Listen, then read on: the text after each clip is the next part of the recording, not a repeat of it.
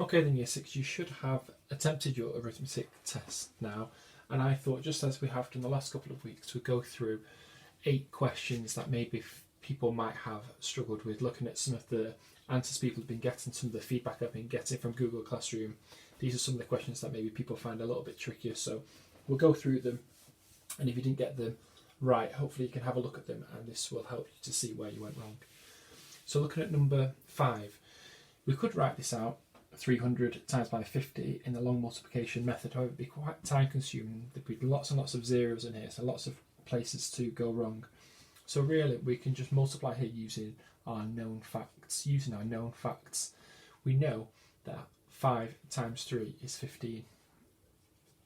And then to calculate that, we've taken off 1, 2, 3 zeros. We just add 1, 2, 3 zeros back on to get to 15,000. Again, like I said earlier, we could have written it out like this and calculated like that, and you probably would have still got to the same answer as 15,000, but there's lots of zeros that would have been in there. So like I said, lots of opportunities to go wrong, so this is the most efficient method. So 15,000. Look at number 13, lots of steps involved in this. It's a mixed number subtraction. So remember, when you add or subtract a fraction, the denominator needs to be the same, and the denominator here you can see is different. This is 10, this is 3, so we need to make the denominators the same. So we're looking for the lowest number that is in both the 10 times tables and the 3 times tables, and that lowest number, 3, is not in the 10s, not in 20 and 30, so it is 30 is the lowest common denominator for both of these. I've had to times that 10 by 3, so I need to do the same to that 7 to make sure it's still an equivalent fraction. 7 times 3 is 21. This 3 has been times by 10 to get to 30, so I need to do the same to that 2. So 2 times 10 is 20. And now these whole numbers can just drop down. Now we can do the calculation, can't we? Now let's have a look at this fraction. This fraction, 21 over 30, is larger than 20 over 30. So we can just start subtracting. We don't need to convert into improper. So let's do 21 over 30, take away 20 over 30, which gets us just to 1 over 30.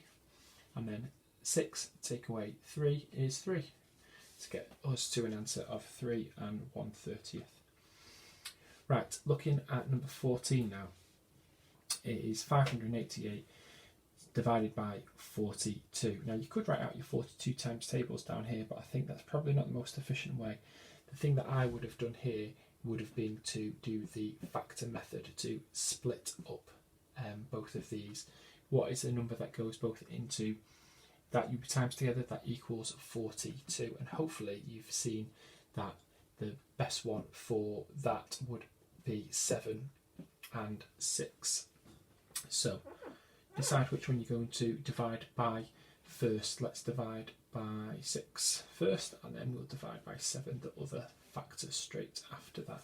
So remember, our answer here will come down here.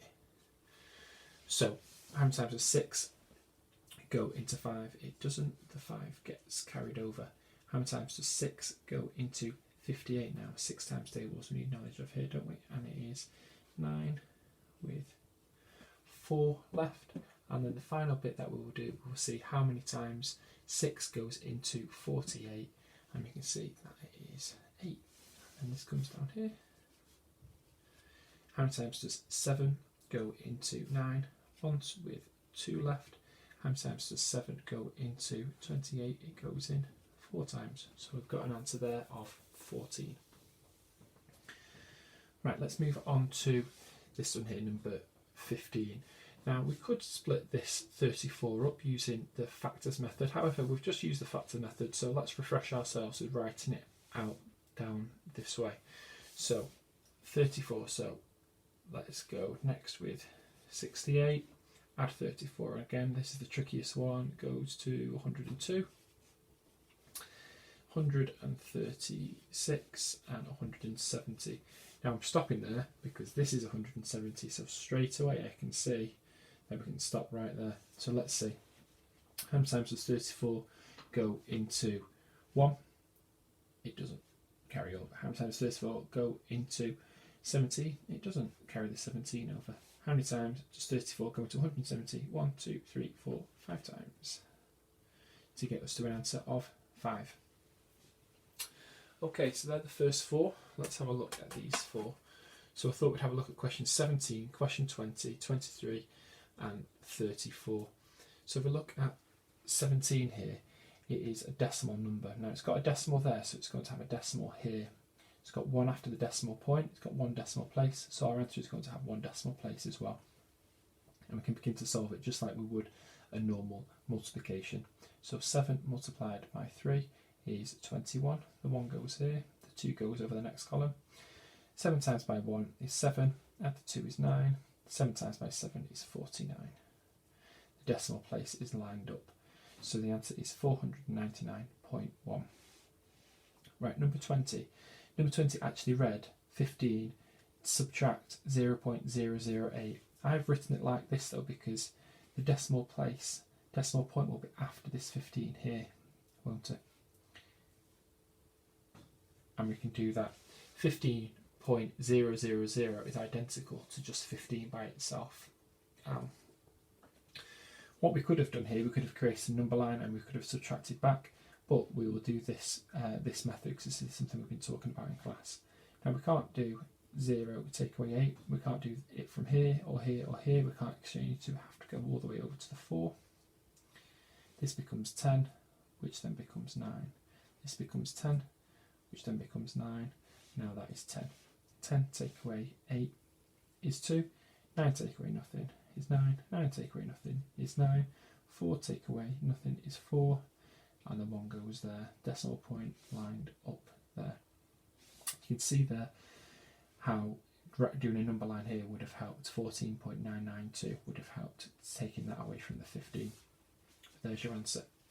23, 20% times 580, remembering that times is the same as of. Now 2 different ways we could have done this.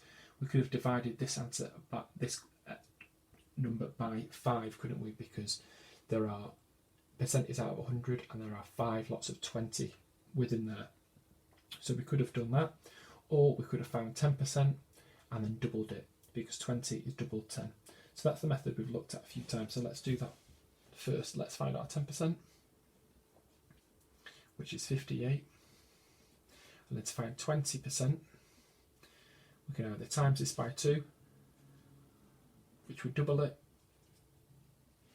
or we could add it. So 8 add 8 is 16, and then we add these up to get to 111. So 116. So 116 is our answer there. Right, looking at 34, one of the last questions in here. 3/5 of something is 45. So this number has to be bigger than 45, doesn't it? Because this is 3/5 of a number. 5/5 of the whole number would be the complete one, but we're looking for 3/5 of this is 45. So the way to work this out would be to do 45, and it gets divided by the 3 here, because that will tell you what 1/5 is. So let's work this out to get to 15. So we know that 1/5 is 15. So what will the whole be? We need to times this 15 by this here. So we'll do 15 times by 5. We're running out of space. 5 times by 5 is 25. 5 times by 1 is 5.